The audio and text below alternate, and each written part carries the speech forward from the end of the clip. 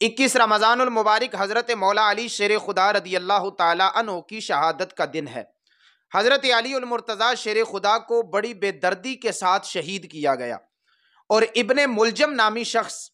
اور شبیب اور وردان جیسے شخص جنہوں نے حضرت علی المرتضیٰ شیر خدا رضی اللہ تعالیٰ عنہ کے قتل کا منصوبہ بنایا، اور ابن ملجم نے ایک بڑا سخت وار کیا جو سیدنا علی المرتضیٰ شیر خدا رضی اللہ تعالیٰ عنہ کی پیشانی پہ لگا،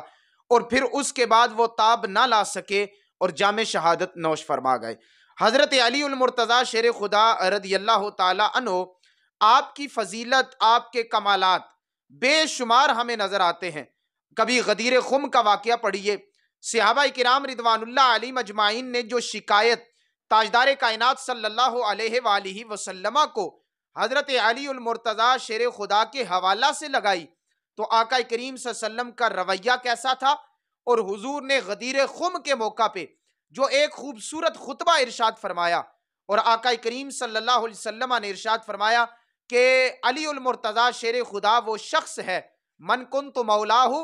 فہذا علی مولا، اور کتنے فضائل کمالات تاجدار کائنات صلی اللہ علیہ وسلم نے جناب علی المرتضیٰ شیر خدا کے حوالہ سے بیان کی ہے۔ لیکن اہل بیت اطہار کی جو محبت ہے وہ ہمارے ایمان کا حصہ ہے۔ آج کچھ لوگ حضرت علی المرتضیٰ شیر خدا کی محبت کا برملا اظہار کرنے سے ڈرتے ہیں۔ آپ کبھی امام شافعی علیہ رحمہ کی تاریخ کو پڑھیے، جب بہت زیادہ لوگوں نے حضرت سیدنا امام شافعی کو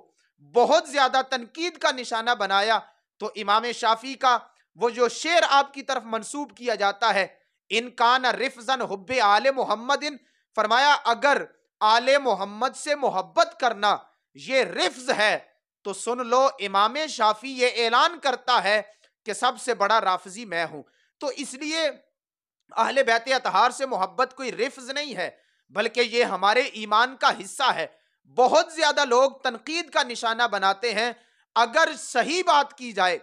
اقرارم باللسان اور تصدیقم بالقلب بھی کیا جائے اور پورے وثوق سے بات کی جائے، اہل بیت اطہار کے بعد کوئی ایسا سہارا موجود نہیں ہے، کوئی ایسا ذریعہ موجود نہیں ہے۔